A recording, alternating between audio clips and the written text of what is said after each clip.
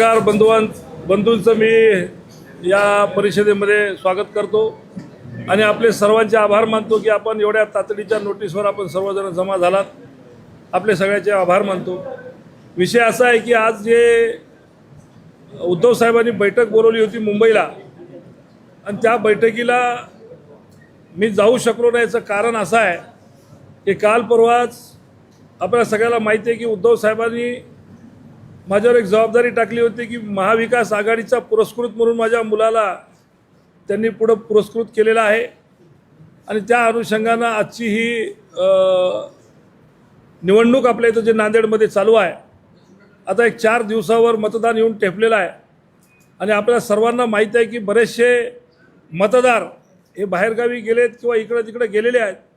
त्यामुळं प्रत्येकाला शोधून आणून किंवा त्यांच्या घरापर्यंत जाण्यासाठी हे खूप कमी वेळ पडतोय आणि त्या अनुषंगानं मी साहेबाला विनंती केली होती की जर जमत असेल तर मी इथंच प्रेस घेतो आणि जर आपण म्हणत असाल तर मी तिथपर्यंत कसंही करून येऊन जातो.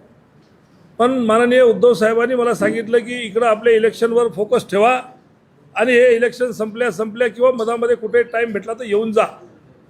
माझं रोजच उद्धव साहेबाशी बोलणं होत आहे. आजसुद्धा सकाळी आम्ही व्हिडिओ कॉन्फरन्सिंगवर जवळपास सगळेच खासदार आम्ही एकमेकाशी बोललो, साहेबाशी बोललो, साहेब आमच्याशी बोलले आणि रात्रीला झूम मीटिंग आहे त्या मीटिंगमध्ये सुद्धा मी हजर राहणार आहे. आपल्या सगळ्याला इथं माहिती आहे की मी पुरस्कृत आघाडीचा पुरस्कृत उद्धव साहेबांचाच पक्षाचा माणूस म्हणून माझ्या मुलाला उभं केलेलं आहे. त्यामुळं कुठल्याही शंकेला वाव नाही आहे. मी आपल्या सगळ्याच्या चॅनलच्या माध्यमातून विनंती करतो की असल्या कुठल्याही अफवावर विश्वास ठेवू नये. ऑपरेशन टायगर फिगर असं कुठलीच गोष्ट अस्तित्वात नाही आहे. कोणीही आमच्या संपर्कात नाही आहे किंवा मी कोणाच्या संपर्कात नाही आहे. त्यामुळं आपल्या सगळ्यांना विनंती करतो की या अफवावर विश्वास ठेवू नये. धन्यवाद.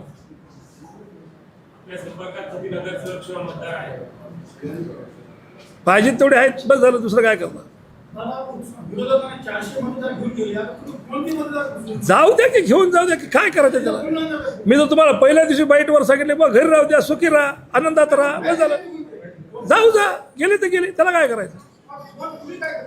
काही करत नाही मी काही करत नाही. मी शांत आहे. मी आहे त्याच्या समोरच आहे. परभणीचे खासदार सुद्धा त्या आमच्या याच्यामध्ये कॉन्फरन्सिंगमध्ये होते. सगळेच होते. कोणीही असं आजूबाजूला नाही आहे.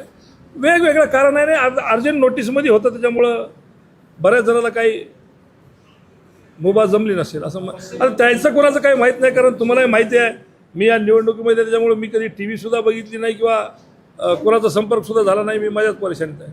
पश्चिम बंगालनंतर महाराष्ट्रात ऑपरेशन टायगर खूप चर्चा म्हणजे बाकी 7 खासदार आहेत त्याच्याबद्दल काय.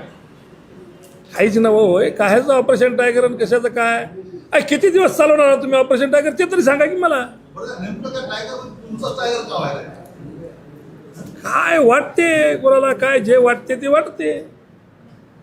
काय कोणाचं क्लॅरिफिकेशन द्यावं, खोटरोक द्यावं, काय द्यावं सांगा बरं. काय झालंय, कोणती गोष्ट झाली, कोणत्या रिंगणात आम्ही उभे नाहीत, केव्हा उद्धव साहेबाच्या बाजूला आम्ही गेलोत, कधी असा प्रसंग कोणता झालाय. झाला कोणताच नाही. आता कोणाला तरी भेटायला गेल्याच्या नंतर तुम्ही जर म्हणत असाल त्याला काय अर्थ नाही. त्या गोष्टीला काही कामं लोकांचे करावंच लागतील ना. लोकांनी निवडून दिले तर काम करावं लागतील ना. काम करायसाठी जी यंत्रणा आहे त्या यंत्रणेच्या सोबत जावं लागेल. ते ज्यानं म्हणायला असं की बॉय शिंदे साहेबांची भेट झाली दिल्लीला तर त्यानं सिद्ध करावं ना. झाली म्हणून सिद्ध करावं. सोपं आहे. उगाच म्हणायला काही म्हणू शकते कोणी.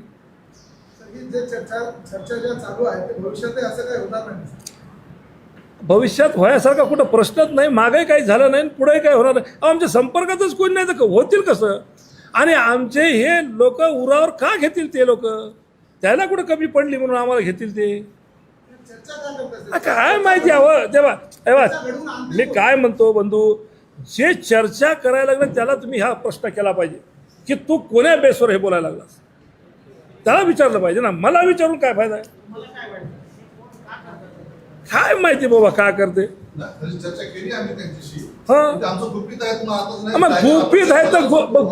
गुपित आहे तर तुम्हाला बोलायची गरज नाही ना. गुपित आहे तर मीडिया समोर यायची काय गरज आहे. गुपित आहे तर मग जेव्हा उघड झालं तेव्हा सांगा, नाही तर गुपित काय ते तरी सांगा, आहे की नाही?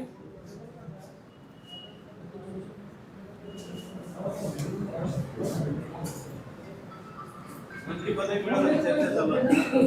मंत्रिपद देणार चर्चा चालू आहे. पंतप्रधान पण देणार नाहीत का? बघा जमलं तर ते फार मोठं देवा काहीतरी दिलं तर थोडंसं घेऊन काय करा. हा पंतप्रधान दिलं तर न जायला काय झालं? हा न जायला काय झालं? बिलकुल जाऊ की. ऑपरेशन टायटलमुळे मातोश्रीवर बैठकांचं संख्या वाढले.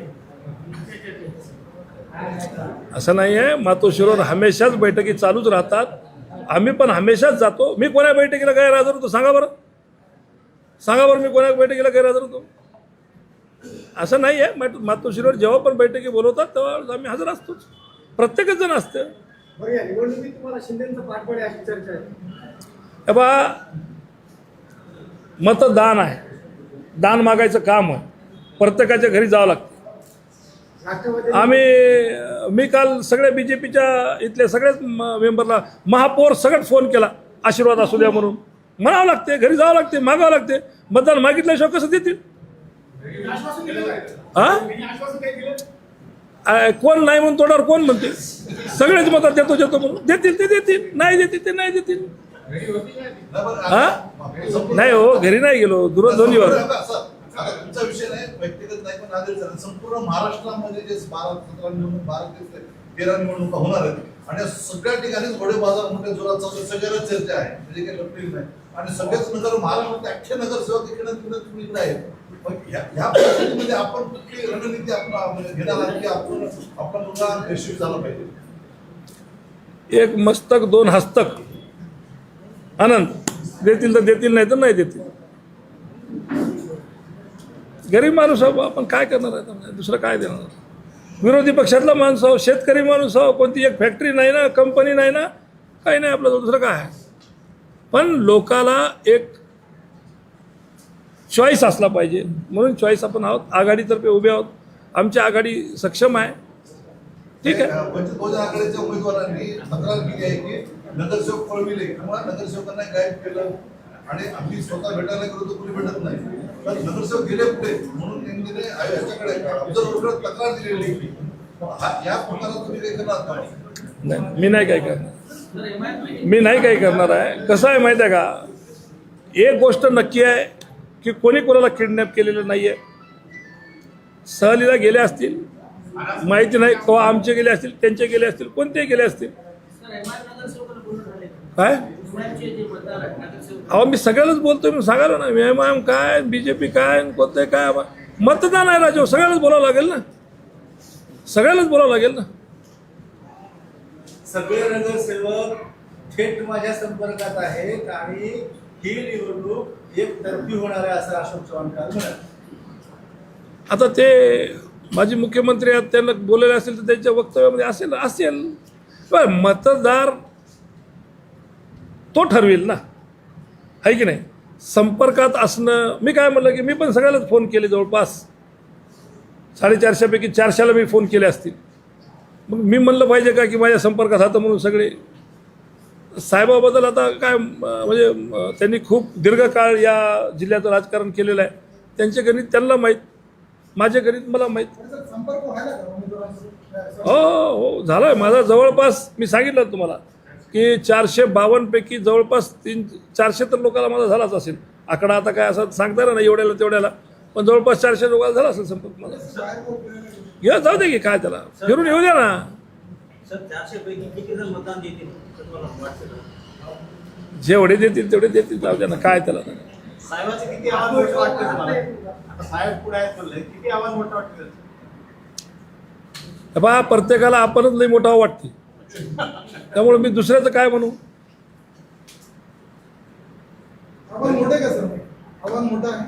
अरे आव्हान आहे, असं का करायला? काय निवडणूक आहे, त्याला असं कसं लाईटली कसं घेता येईल? त्याने घेता येत नाही, मला घेता येत नाही. मोठ्या माणसासोबत टक्कर आहे. माझा मुलगा काय 25 वर्षाचा आहे, त्याचा काय विषय आहे? काय तितकं काय मोठी गोष्ट नाही. जिल्हा बँकेची काय सेटलमेंट आहे की निवडणुकीत?